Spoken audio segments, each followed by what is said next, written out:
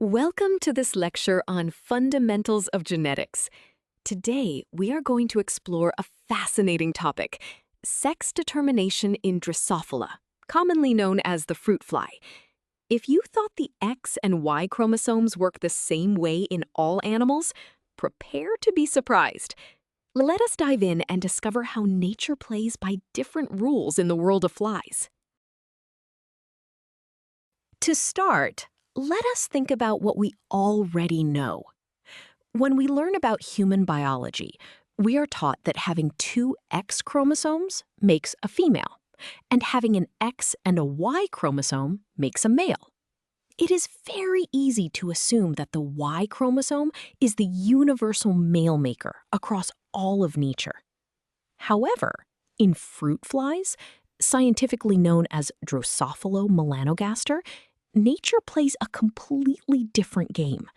The Y chromosome is just sitting on the sidelines, watching. It does not decide the winner at all. Now that we know the Y chromosome is not the boss here, let us look at how it actually works. Imagine a genetic tug of war happening inside the developing fly.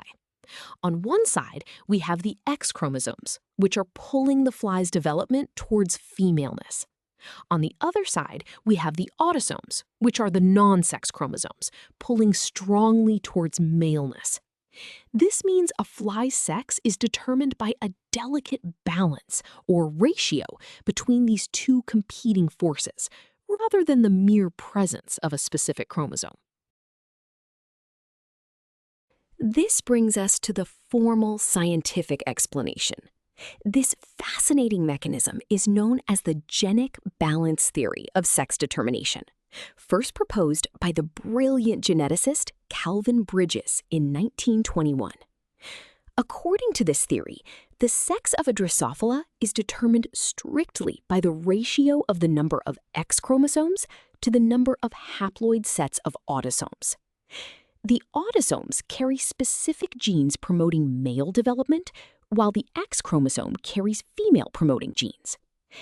The Y chromosome is completely irrelevant for determining if the fly looks male or female, though it is required much later in life for the male sperm to be fertile. Before we look at the math, we must understand why this concept is absolutely crucial. It shatters the misconception that human genetics apply universally to all living organisms. In real-world genetics research, Drosophila is one of the most important model organisms used to study human diseases, genetic inheritance, and embryonic development. If scientists did not understand how flies determine their sex, decades of genetic mapping and mutation experiments would have been completely misinterpreted. Furthermore, this ratio-based system provides a perfect framework for understanding what happens during chromosomal abnormalities, such as when a cell accidentally inherits an extra chromosome. Now that we understand the theory, let us look at its mathematical representation. To figure out the sex of a fruit fly, we use a very simple mathematical ratio. We compare the female-promoting chromosomes to the male-promoting chromosomes. The formula is R equals X divided by A. Here, R represents the sex index ratio, which dictates the final physical sex of the fly. The variable X stands for the total number of X chromosomes present in the fly's cells. The variable A represents the number of haploid sets of autosomes, which is usually 2 in a normal diploid organism.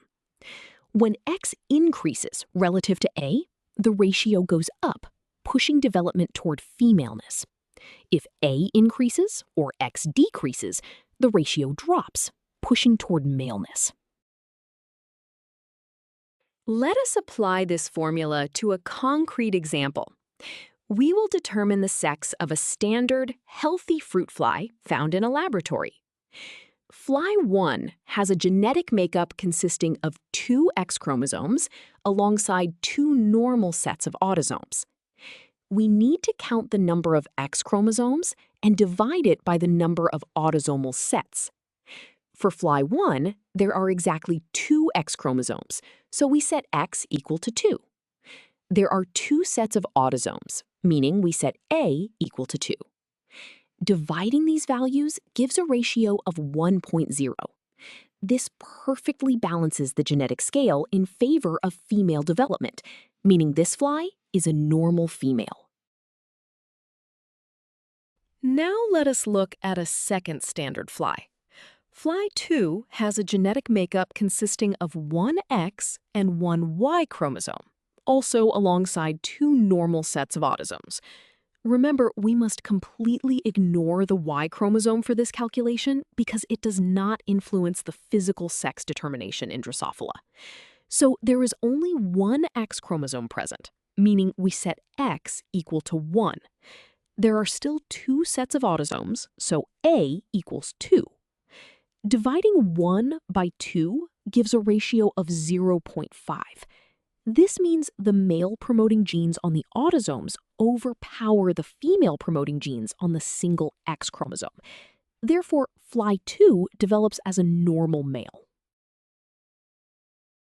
Having seen normal flies, let us tackle an unusual case.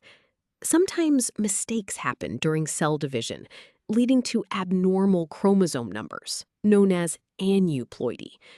We want to find the sex of a mutant fly with an XXY genotype and 2 sets of autosomes. In humans, an XXY individual is male because the Y chromosome dictates maleness. But in Drosophila, we must strictly trust the genic balance ratio and ignore our human biases. We count exactly 2 X chromosomes, so X equals 2. The Y chromosome is completely ignored. The autosomal sets remain at 2. 2 divided by 2 gives a ratio of 1.0. This fly is a fully developed female. This calculation we just performed serves as a powerful proof of Kelvin-Bridges theory. We set out to establish that the Y chromosome does not control maleness in fruit flies. By calculating the ratio for the XXY fly, we saw that despite having a Y chromosome, the mathematical ratio remained exactly 1.0. Because the physical phenotype perfectly matches the ratio of 1.0, developing into a female, we have mathematically and biologically proven that the Y chromosome is merely a bystander in physical sex determination. The autosomes and X chromosomes are the only true players in this genetic tug-of-war. Let us test our understanding with one more extreme example. We want to determine the sex of a fly with an XXX genotype and 2 normal sets of autosomes. For this XXX fly, there are 3 X chromosomes present, making our variable X equal to 3. The autosomal sets remain at 2, so A equals 2. Dividing 3 by 2 gives a resulting ratio of 1.5. This is significantly greater than the standard female ratio of 1.0. This overabundance of female-promoting genes results in what is called a metafemale, which is a fly that is physically female but is usually weak and sterile. To bring all these calculations together, let us look at this diagram of the genic balance ratio scale. You are seeing a horizontal number line that represents the sex index ratio. Notice the 2 main anchor points. 0.5 is labeled male, and 1.0 is labeled female. But biology is rarely just black and white. The shaded region between 0.5 and 1.0 represents intersex flies, which have a mix of male and female traits. If the ratio drops below 0.5, we get metamales, and as we just calculated, if it goes above 1.0, we get metafemales. This diagram beautifully illustrates how sex in Drosophila is a continuous spectrum based on a mathematical ratio. We have covered a lot of ground today, so let us summarize the key takeaways. First, sex determination in Drosophila is a beautiful example of genetic balance, rather than a simple binary switch. Second, it is the mathematical ratio of X chromosomes to autosomal sets that dictates whether a fly becomes male, female, or something in between. Finally, always remember that the Y chromosome is merely a bystander in this physical decision, only stepping in later to ensure male fertility. By mastering this ratio concept, you now hold the key to predicting the sex of any fruit fly, no matter how complex its genetic makeup might be. Great job following along.